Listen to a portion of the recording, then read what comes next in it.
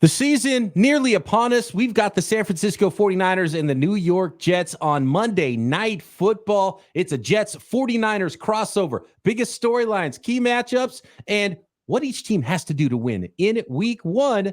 Coming at you right now.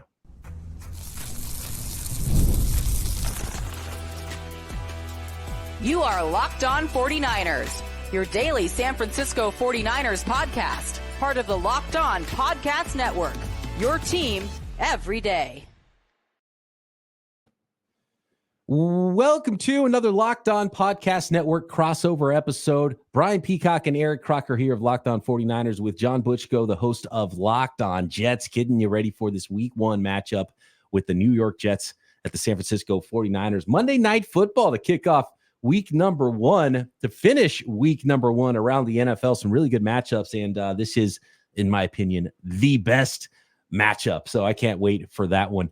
I do want to thank everybody for making Locked On 49ers and Locked On Jets your first listens every day here on the Locked On Podcast Network. Make sure all the everydayers out there and new listeners alike are subscribed on YouTube or wherever you listen to this podcast. Today's crossover episode of Locked On 49ers and Locked On Jets is brought to you by PrizePicks, the easiest and most exciting way to play daily fantasy sports. Go to prizepicks.com/Locked On NFL and use code all lowercase Locked On NFL to win $50 instantly when you play $5. You don't even need to win on that $5 to receive the $50 bonus. PrizePicks, run your game. All right, John.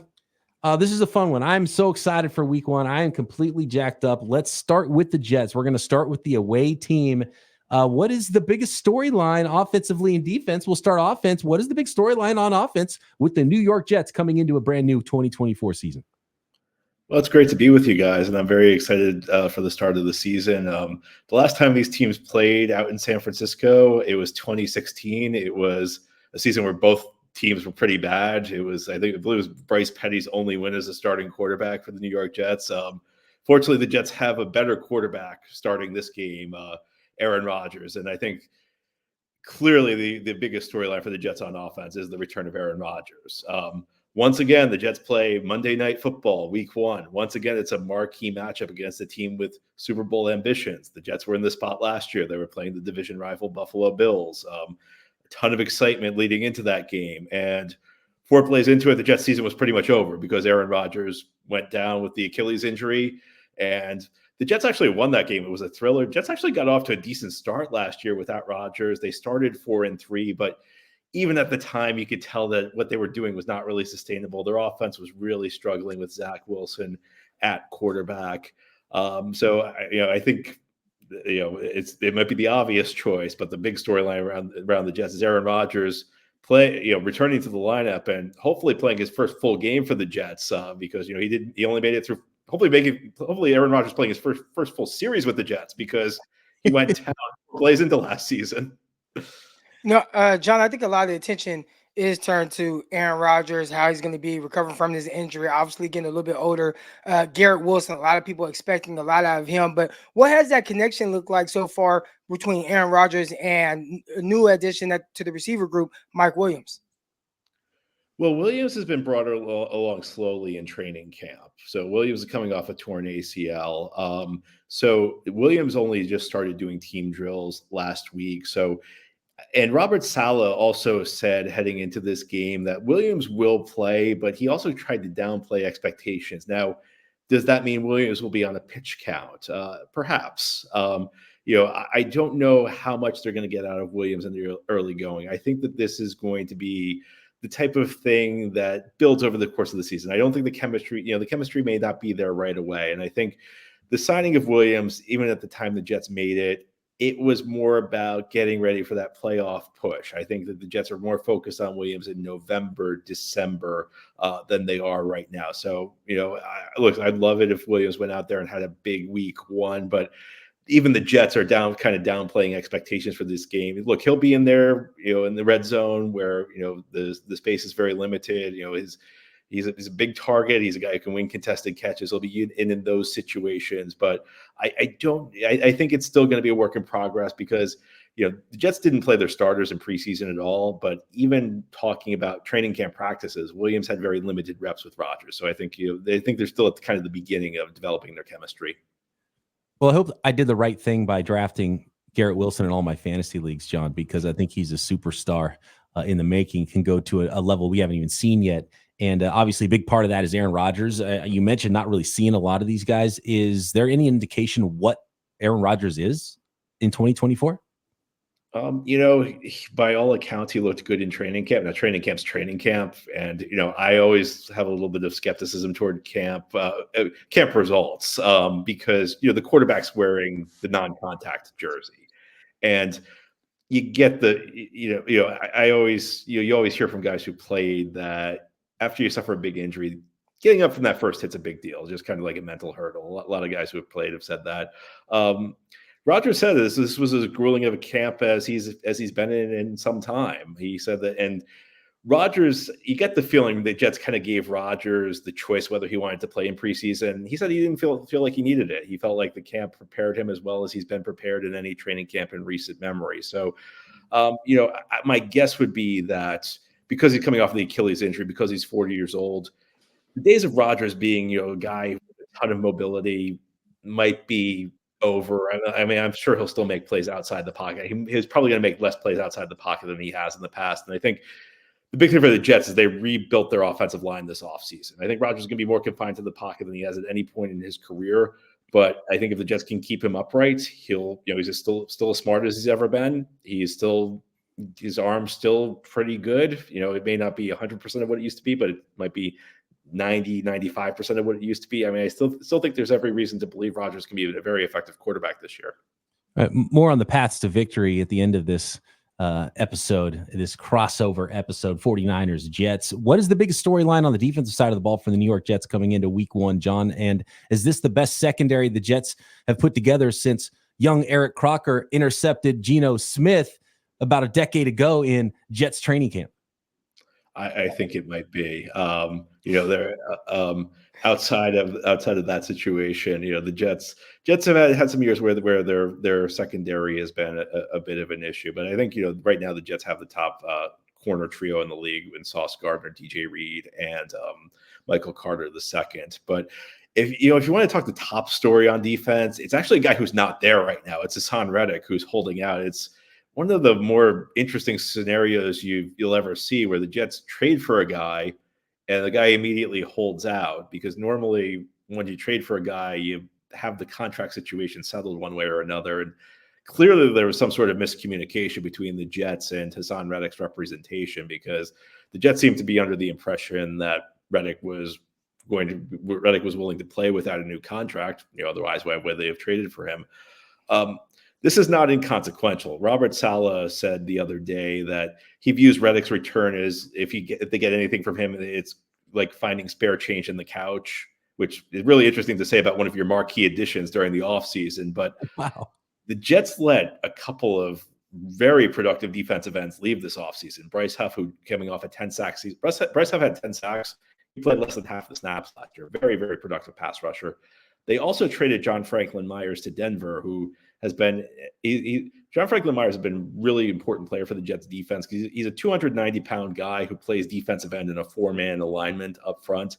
So he helps them with their run defense because he's so big, but he also is very good at collapsing the pocket, had over 50 pressures last year. The Jets claimed that they had to do it for cap purposes. I'm skeptical of that argument, but the Jets say that because they traded for Haason Reddick in order to fit it under the cap, they had to trade John Franklin Myers. So it's not the way the Jets portrayed it. The Jets portrayed as anything they get from Reddick is a bonus. There's a lot of production that went out the door that they were counting on Reddick to replace and surpass. And I think there's a question now of what are they going to get out of this pass rush with Reddick not there. Now they still have Quinnen Williams, who a year removed from a first-team All-Pro berth and had an excellent season last year. Had a Pro Bowl caliber season a year ago. They have Jermaine Johnson, who made his first Pro Bowl last year at the defensive end position. It's not a bad defensive line, but without Reddick, it's not the elite level defensive line the Jets are looking for it to be. And I think the question is how well will they get to the quarterback, and how well the Jets pass rush in this game could one way or another determine how this Reddick situation plays out. Because if Brock Purdy has a big game and the Jets have trouble getting to the quarterback, maybe the Jets revisit this thing and maybe Reddick's value goes up. And if the Jets defense plays well without him, maybe Reddick sees he doesn't have a lot of leverage and maybe Reddick shows up. Hey, and 49ers fans are okay with Haason Reddick sitting this one out because he's the guy that knocked Brock Purdy out of that NFC Championship game not that long ago. Next, we're going to talk 49ers, biggest storylines on offense and defense, and then the must-dos for the Jets and 49ers to win in Week 1.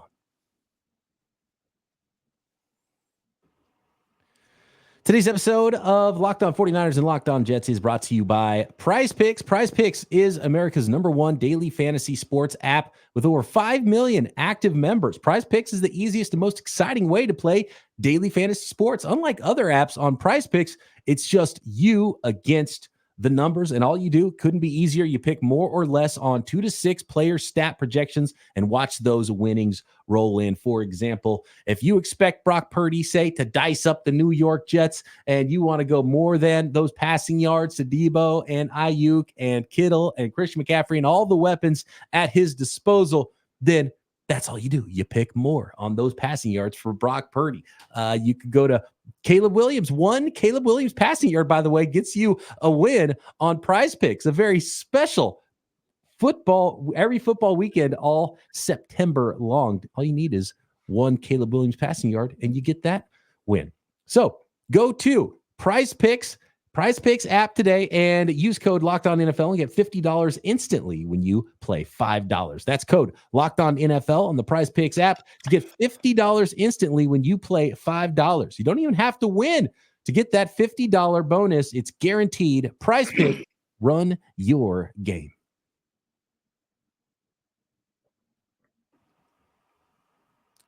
All right, Croc, I'm going to put it to you. What would you say is the big storyline on offense coming into Week 1 for the San Francisco 49ers? I think one of the biggest things for the 49ers offensively is probably not turning over the ball. The 49ers are a well-built team. They've done well on both sides of this. The ball really kind of getting things going. The 49ers defense, I thought, played very well during training camp. A little up and down during preseason games, but obviously you don't have all the starters out there. But I think offensively, a big thing, point of emphasis, really for both teams, but specifically the 49ers, is you can't beat yourself. And by beat yourself, I mean turning the ball over. So the 49ers definitely have to make sure they do a really good job of not doing things that's going to help the New York Giants while traveling across the country, being on the road. I am wondering, because the big storyline for the 49ers all offseason long was the holdouts and the hold-ins, right? But those are done. But even though they're done, will we see the effects of those holdouts and hold-ins? So Brandon Aiyuk, will he be limited? How many snaps will he get out there? He's probably going to draw a lot of coverage from Sauce Gardner. Is this going to be a Deebo Samuel game potentially because of that? And I would ask you, John, how are the Jets tackling? Well, I think that's going to be one of the interesting issues for this game, because the Jets did not play their starters in the preseason. And one of the things that, as I mentioned, Aaron Rodgers alluded to this, that some of the other guys on the team have said that this is one of the most grueling training camps they've had. But as we know, training camp these days, there's not a lot of hitting going on. Even when the guys are wearing pads, it's not the same thing. And that's one of the open questions that we don't know, because we haven't seen these guys prepare. I think one thing that's going to be interesting for me, and I think you kind of alluded to it, Brian, because it's something I've been wondering about Haason Reddick, is, when you talk about the holdouts and the hold-ins, how prepared are these guys to play Week 1? And I think, look, when you're talking about the caliber of players the 49ers have, you expect them to play well. But sometimes one of the things you see in the preseason, even among guys who participate, even the guys who are practicing, is sometimes you get to like the third, fourth quarter, and maybe a guy's showing some signs of fatigue. Maybe he's cramping up. So that's one of the things I'm interested in, is to see how these guys who sat out, there's a couple high profile guys with the 49ers who will play on, unlike it's looking like Haason Reddick, how they'll hold up over the course of the full game. Yeah. And for someone like Brandon Aiyuk, you can rotate him in and out of the game, but you don't really rotate offensive tackles in and out of the game. So Trent Williams, look, he's a Hall of Fame player, but he's 36 years old. He hasn't hit anybody yet for months since the Super Bowl. And so I'm not worried about his first snap. He's going to be a good football player. I'm worried about those snaps in the fourth quarter. You know, is he going to be gassed at that point? Because I would be shocked, actually, if he's in midseason form by getting in 3 practices before the season starts. So that's definitely something to monitor for the 49ers on the offensive side of the ball. Biggest storyline on defense, I don't know. I'd say is maybe Hufanga. Is Hufanga going to play for the 49ers? If not, you're going to have a pretty young pair of safeties. You got last year's rookie going into year 2 for Jair Brown. I think the 49ers like him. I think he's a smart player. He's not unlike Talanoa Hufanga with how he plays and his strengths and weaknesses. And then you've got on the other side, you're going to go with 4th-round rookie Malik Mustafa, who's been awesome in camp and everyone seems to love around the building. And he looked phenomenal in preseason games as well. You have special teams demon George Odom maybe is the guy that gets the start. So and you know, that middle of the field area, could Aaron Rodgers, is that somewhere where he could take advantage and maybe hit Garrett Wilson for some big plays potentially if you don't have someone like Hufanga, or if Hufanga's not in mid-season form. That would probably be where I would go to as the biggest. I mean, there's some depth issues too. Like, you know, it's a new season. There's a lot of feeling out. Like, what exactly is this team? The 49ers have 2 new starters on the defensive line. I like Malik Collins. Croc, you like Leonard Floyd, right? The depth. Love what we saw in limited snaps in the preseason of Leonard Floyd. Yeah. He's coming back. He's like, hey, is he going to be 100%? We know he's going to be playing in this game. He got banged up in the preseason game. Well, you know, you guys mentioned earlier that Haason Reddick's the guy that injured Brock Purdy in the NFC Championship game 2 years ago. Leonard Floyd, as a member of the Buffalo Bills, was in on the hit where Aaron Rodgers got hurt last year. So that's one of the interesting storylines of this game. I didn't even think about that one. And yeah, so one up for the 49ers to have an extra bullet to throw out there against the New York Jets in this one. And that obviously that's somebody. I said this a couple of weeks ago, John. I was like, look, with Haason Reddick and Trent Williams holding out, Haason Reddick can't come back if you don't have Trent Williams. Look, if they both want to sit out week 1, okay. If they both want to come back, okay. But you don't get Haason Reddick without Trent Williams. And now it's completely flipped. And I'm sure you're feeling the same way. Hey, they got Trent Williams back. We got to get our edge guy back.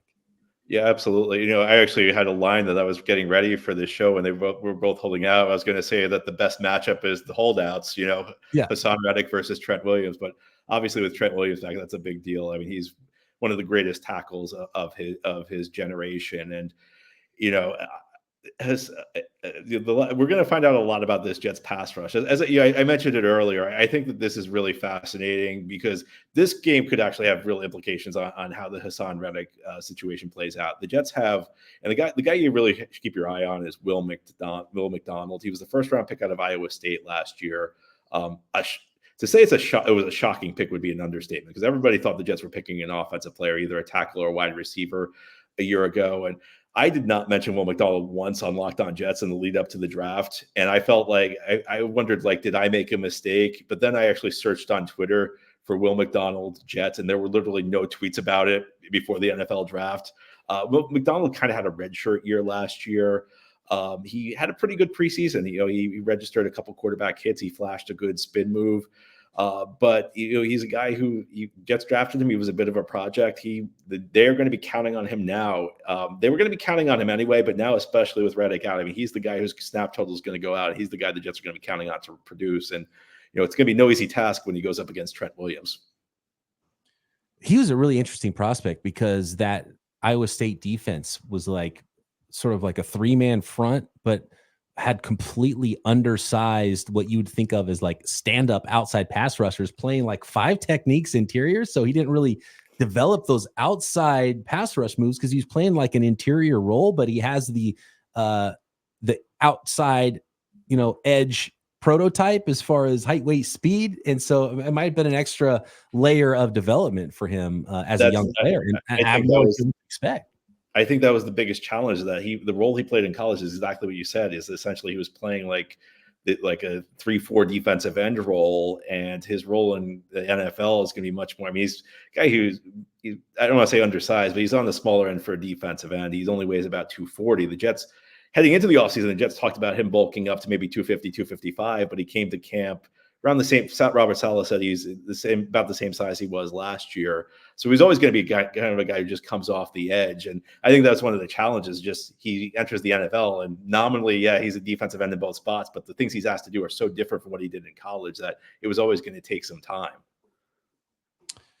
All right, guys, next, what do these teams have to do? Must do's for the Jets and the 49ers to be victorious in week 1. Today's crossover episode is brought to you in part by LinkedIn Jobs. When you're hiring for your small business, you want to find quality professionals that are right for the role. That's why you have to check out LinkedIn Jobs. LinkedIn Jobs has the tools to help you find the right professionals for your team faster and for free. LinkedIn isn't just some job board. LinkedIn helps you hire professionals you can't find anywhere else, even those who aren't actively searching for a new job, but might be open to the perfect role. Potentially that's your role. In a given month, over 70% of LinkedIn users don't visit other leading job sites. So if you're not looking on LinkedIn, you're looking in the wrong place. And 86% of small businesses get a qualified candidate within 24 hours. So hire professionals like a professional on LinkedIn. And small businesses are wearing so many hats. LinkedIn makes it easier, constantly finding ways to make the process better, quicker, easier, more features to help you hire. So post your job for free at linkedin.com/lockedonnfl. That's linkedin.com/lockedonnfl to post your job for free. Terms and conditions apply.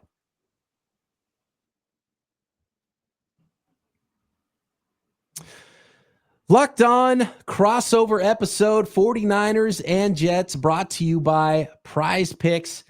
Guys, this is it. What has to happen for the Jets to win? What has to happen for the 49ers to win? We've got 3 keys here, 3 must-dos. John, we're going with the away team first. What are the 3 must-dos for the Jets to win against the 49ers Monday?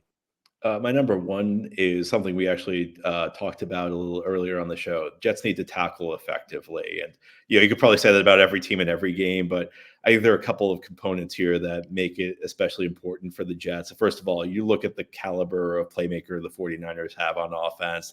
They have a bunch of guys who are tough to bring down. Guys who can make plays with the ball in their hands. And you have that element where the Jets have an excellent defense. This is going to be a top 5 defense if everybody stays healthy. But these guys did not get preseason reps, and you always wonder week 1. You see it across the league. It's not not just a Jets thing. You see it across the league that sometimes teams struggle because their guys haven't really practiced tackling yet. So that for me, that's number 1. Number 2, protect Aaron Rodgers. 49ers have a lot of good pieces on the defensive side of the ball, especially pass rushers, as we talked about. They have the guy that actually put the hit on Aaron Rodgers that injured him last year.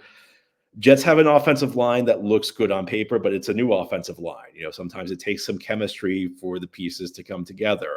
Jets have 3 new starters up front this year. In fact, they have 4 new starters from week 1 last year. Joe Tippmann, in his second year, he was a second-round pick last year, was not a starter at the beginning of last year, took over the starting role during the season.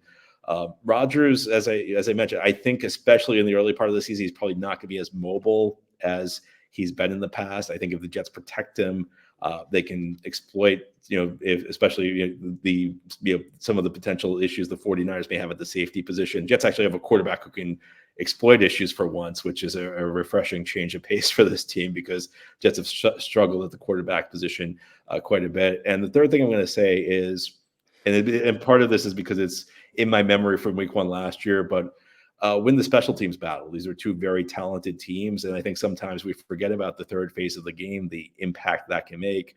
A year ago, as I mentioned, Jets were playing Monday Night Football week 1 against a top flight opponent, the Buffalo Bills. They won that game on a punt return touchdown in overtime by Xavier Gibson. So I think, especially when you have 2 teams that at least on paper look evenly matched, sometimes a big play on special teams or 2 can swing the game. It's a good point, the special teams, because we still don't know how teams are going to employ, once things really matter in the regular season, the new kickoff rules. So could that mix things up in week 1? Do you have a good idea of what the Jets are going to do? Well, so one of the things that's interesting is Robert Saleh said that he likes the fact that they're playing Monday night because they're going to be able to watch the Sunday games and see how teams address it. Yeah. So I don't think the Jets know what they're doing. I think the Jets may figure this out Monday morning. I mean, there's a lot of great matchups in this, and none more so than the coaches, right? The former defensive coordinator for Kyle Shanahan is the head coach of the New York Jets, and these teams operate very similarly. They have similar schemes on offense and defense. They are both teams that want to run the ball, have dynamic dual threat running backs. They have two of the best defenses in the NFL, and Croc, they both have future Hall of Fame quarterbacks. So that's really interesting that these two teams are matched up on Monday Night Football. But for real, there's a Hall of Fame quarterback on one side, and we'll see about Brock Purdy's future. Don't want to put too much on the young man too soon. Get after Aaron Rodgers, right? Don't make life easy, because he's not the type of guy who's going to turn the ball over a lot. You mentioned turnovers already, and it's one of our keys here for the San Francisco 49ers. That goes for both sides. You don't want to turn the ball over, but you want to force potentially maybe a rusty Aaron Rodgers into mistakes, but he's not really a guy that makes a lot of mistakes. So do you want to chase him around, Croc? Do you want to make him move on his bad wheel, or do you want to keep him in the pocket and pressure him from there and try to get him in some third and longs? Well, I think John, he talked about how Aaron Rodgers at this point in his career may not want to move around a whole lot. If I'm the 49ers, I still kind of want him to play from the pocket, because when Aaron Rodgers does get on the move, if he's still capable of doing that, those are when the back-breaking plays from him happen. And they just cause teams to get, really frustrated. I know how it is to be out there 3rd and 6. You feel like you have everything locked down. Then the quarterback either takes off or gets out on the move, extends the play, and picks up a first down with either his legs or dumping off to someone in space. So that's extremely difficult. It'll be even more difficult for a 49ers team who likes to play a lot of off-man coverage. Are the 49ers going to squeeze these windows to make Aaron Rodgers maybe take a little bit longer to diagnose what's going on and eventually throw the ball? Those are things I'll be looking for. But I think making him play from the pocket maybe gives the 49ers a little bit better of a chance, because all right, playing from the pocket, does he start to get a little finicky? Do you get a few hits on him? What does that end up looking like? It's always going to be tough against a guy like Aaron Rodgers, because he's seen everything. He's seen every look that you could throw at him. But I think for the 49ers, that's one of the main things that they have to do. And that leads into our other must-do, Croc, which was limit explosive plays, right? And the number one thing for limiting explosive plays is getting to the quarterback quickly. Well, you have Garrett Wilson out there. I mean, this is a tremendous young receiver. He's really good at stretching the field, being able to make plays at every single level. They got Mike Williams in there. We'll see. John talked about them bringing Mike Williams along a little bit slower. But one thing that Mike Williams can do, even if he's in there for 10 plays, and 10 of those plays, they have him going deep, he is a tremendous contested catch guy vertically down the field. That's something that you have to keep an eye on, especially with the 49ers. You don't have a lot of big guys. You do have Travarius Ward. He has decent length, but when you look at the other guy, right, Diamador Lenore, tremendous defensive back, tremendous corner. All right, but if he's on the outside matched up with 6'3", 6'4" Mike Williams, I think the advantage might kind of go to Mike Williams in a jump ball situation. And Aaron Rodgers, we talked about maybe lack of being able to move or make a whole lot of plays on the move. One thing he doesn't lack is ball placement. I mean, and this guy, when he throws the ball, I feel like he puts it wherever he is trying to put it. And not all quarterbacks can say that. I think Aaron Rodgers is probably one of the best in the history of the NFL at doing just that. So he'll make it tough, especially if you have those big guys out there. You have to be able to limit the explosive plays. This is usually the part of the crossover episode where we do some predictions, and I don't know how things are going to go in week 1. I don't think it's going to ruin either the 49ers or the Jets seasons if they don't get a victory in week 1. But I want to go to a prediction a little further down the road, John. Is this potentially a Super Bowl preview with the New York Jets and the San Francisco 49ers in week 1? I've been burned so many times by the Jets in the past. So you learn as a Jets fan not to like let your guard down. But I think this Jets team could be really good this year. I think they already have the defense. Now you're bringing Rodgers back into the mix. And last year the Jets had a lot of Super Bowl talk, but heading into the season, I think there was some skepticism about it because they did not have the offensive line that that you need to have a championship team. This year they brought in Tyron Smith. They also traded for Morgan Moses from Baltimore. So I feel a lot more confident about the offensive line this year. And look, the 49ers, the 49ers have played in the NFC Championship game at least every single year. So I think the 49ers clearly are the team to beat in the NFC. I think this definitely could be a Super Bowl preview.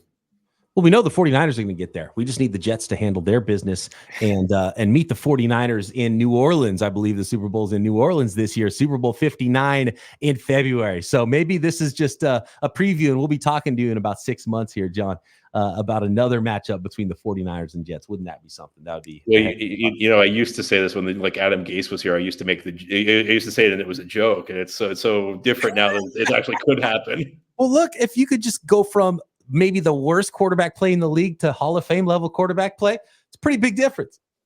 Yeah, I think so. I think that's great analysis. It might help you get there. I do want to see Aaron Rodgers stay healthy because I think this is a really interesting New York Jets team. And I actually picked them last year before the season to be against the 49ers I didn't even pick the Niners to get there. I did pick the Jets to get there. I got burned by the Jets, and I'm not even a Jets fan. So I know how Jets fans feel now. So I'm not going to try to hype these two teams too much. But you got a taste of the heartbreak of being a Jets fan.